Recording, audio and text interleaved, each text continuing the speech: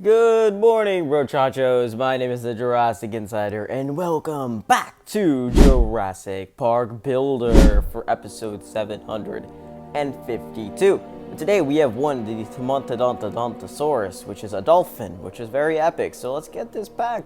We get 500 bucks, of course, which might honestly be the only reason why I did it, and the Tomontodontosaurus, which I'm not sure I'll ever use, but it'll be nice to have. You know, why not? I felt like doing a tournament. I was in a tournament mood. This looked kind of fun. And there has been a new update. I don't know if you've seen the new lock screen yet, but there is a new update, which is kind of exciting. And there are some pretty minor changes with this one, but the next update that we are likely going to get is going to be pretty massive. So we will check that out in just a second. And that is what we're going to cover today, is the new releases, or I should say the releases that haven't been released yet, the creatures in the files. I don't know what you want me to say. Because there's been some leaks. There's also been some like official stuff that's also came out too. So it's not all leaks and stuff.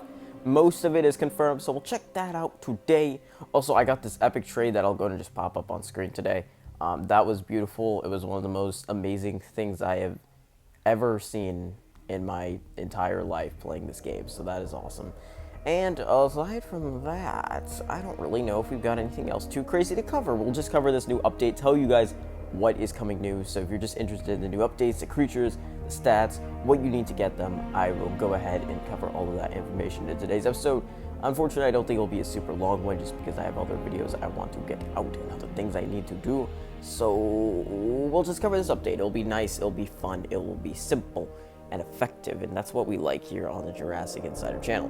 So let me go and pull up and find where the heck I put all this stuff. So FYI, all this information is coming from paleo.gg, which is where I get all this information usually. It's a very, very accurate database. Usually the only thing that ends up being wrong is sometimes the stats are not completely accurate after they are released, but I'm so excited to cover everything here today. So the first things, I'll start from least interesting to most interesting, just because that seems kind of fun. And the first two creatures are going to be two new star creatures that I believe are from Season 3 of Chaos Theory. I have no clue because I haven't watched that season yet. But we have Pierce and Smoothie, which I believe seem to be some type of Kentrosaur or Euxiosaur. Again, I haven't seen the actual show yet, so I don't actually know. But we need a good backdrop creature. What's a good? We'll do a battle. How about that? But this seems actually kind of interesting, all things considered. God, this UI looks so different. I'm so confused. I need to do something simple. Oh, Acupar is out. That's awesome. Yeah, this looks so much different. The requirement stuff is different. Even the battle menu, I think, looks different. Oh, yeah, it does. Wow. I mean, you can see the restrictions from here, which I do like. But yeah, this is weird. Oh, my God.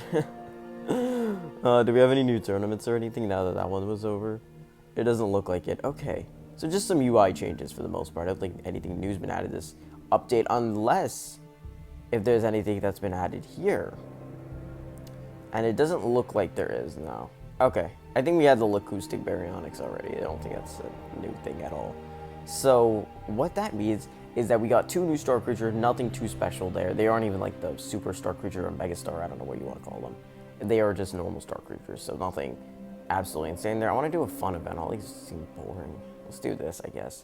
So that is coming to the game. We also have the introduction of two brand new Superhybrids, which I'm actually really, really excited about, and I think they're going to be really amazing. We'll see what the general reaction to them is. I need to see more people react and stuff, but the new Superhybrids are going to be Quetzalajara, which is going to be a pterosaur, and it's going to be made with, where is he? It is, I believe it's Pteroquetzal. That would make the most sense, right? Where is that Pteroquetzal? I don't actually know if I have it out. Wait, let me go find it real quick. This guy, Pteroquetzal. Okay, so this guy is getting a super hybrid, and of course that means that it's going to be a tournament creature super hybrid, so it's probably going to be one of the best creatures of the game, and it kind of is, because it's got 21,275 health and 3,595 attacks. So just like its base creature, it's going to be a little bit more of a glass cannon than anything else, or sorry, a hell tank, I should say, a hell tank. It's going to be more than anything else, and that is honestly perfectly fine, just because, again, that's the base creature, and this is going to make it by far the strongest pterosaur in the entire game, which is pretty exciting, honestly. So we'll see how good this guy is and what the reaction to this guy is. So that is the first creature that's getting a brand new super hybrid, and the next creature is Spinotops, is made with Spinoceratops, which I don't actually own. So I can just pop up this little icon thing right here. Where is Spinoceratops? Not Dracolux, they look kind of similar, but the one before that, Spinoceratops. I know you're here somewhere. There you go. Okay, it's one of the most expensive herbivores in the entire game, actually, one of the strongest. However, it is now getting a super hybrid, and there's a lot of interesting things here. First of all, it's made with some weird type of DNA. I don't even know what it is. It's Kentrosaurus, right? Yeah. Which is quite an interesting component, but we'll see how that works out. But here is where it gets interesting. So obviously this guy's going to be really strong because he's a tournament hybrid turned into a super hybrid. God, there's so many like little subtext terms now, and it's like getting confusing for my old man brain. There's so many layers to every creature now.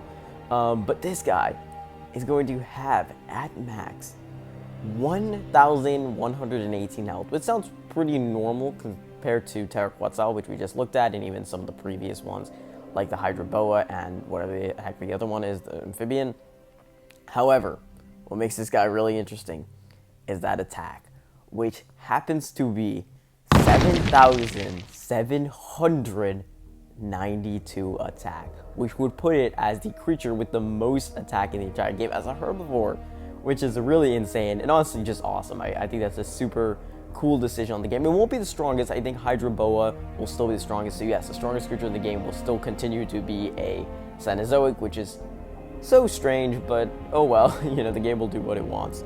And I just want to see if Hydroboa is still a little bit stronger, which I believe it is. It's got less attack for sure, yeah. So about 700 less attack, but about 4,000 extra health. So yes, this guy's still stronger, but he's a lot less usable. And, you know, a lot of people are going to be using the level 10 and level 20 and even level 30 version just to create armies for Spinotops and even the Pteroquetzal super hybrids. So it's going to be really interesting to see the strategies coming up with these guys, because already having multiple level 10s is already insane because they each have 4,000 attack each. So they can basically kill almost any pterosaur in about 1 to 2 hits. I mean, all of them in 2 hits easily.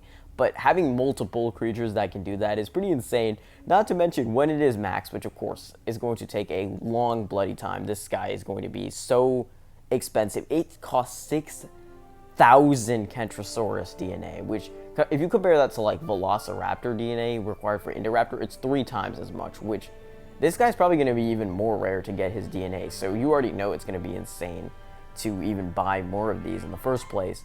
But that does mean once you do get it maxed, it's kind of unstoppable compared to every single pterosaur in the game. In fact, if I'm not mistaken, I would say the only ones it can't kill in 1 hit are going to be Krylum Berginia, because that guy's got so much health. And I guess Caprodactylus, right? Yeah, no. Yeah, even buffed. But still, it's going to have, oh my god, it's going to have 12,000 attack buff. Almost. So it might be able to kill Caprodactylus in 1 hit, which if so, mind blown. That is insane.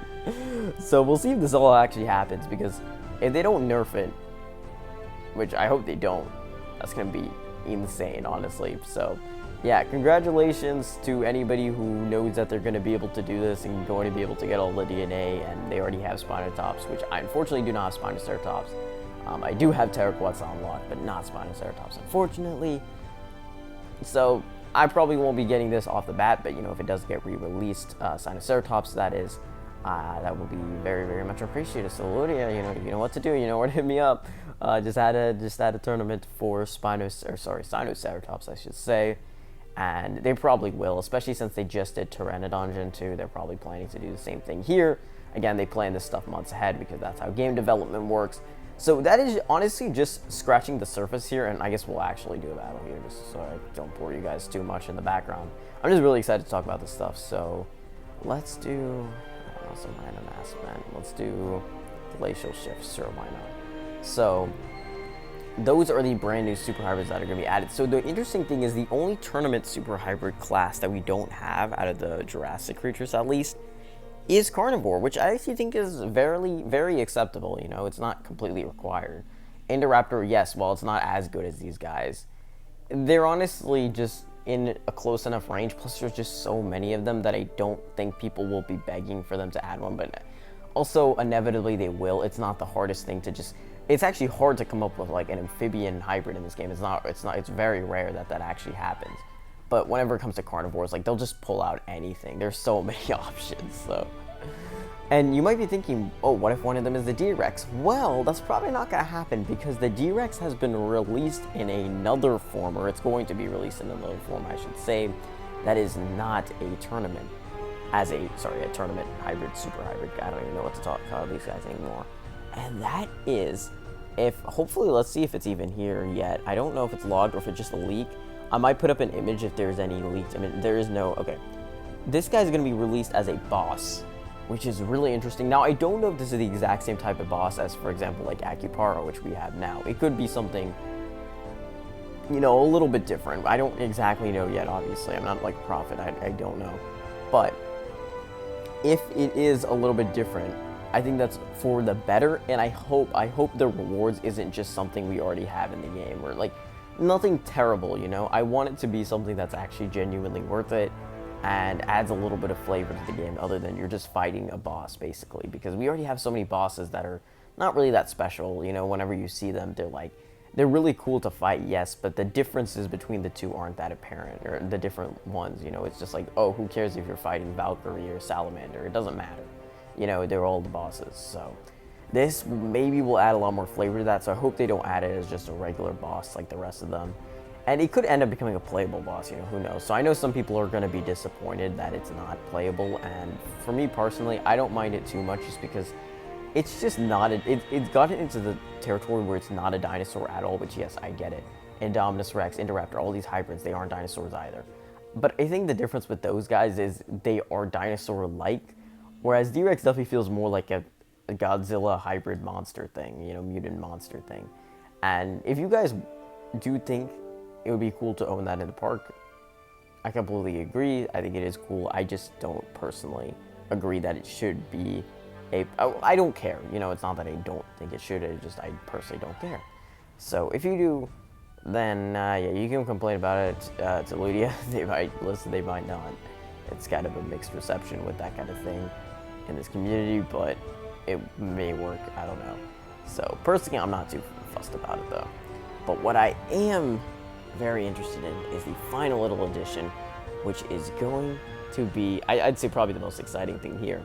And it's even made more exciting by the fact that Bonnie, my good friend Bonnie, which I did a podcast episode with, and not a podcast, it's like a late night talk show thing that we've kind of been doing recently.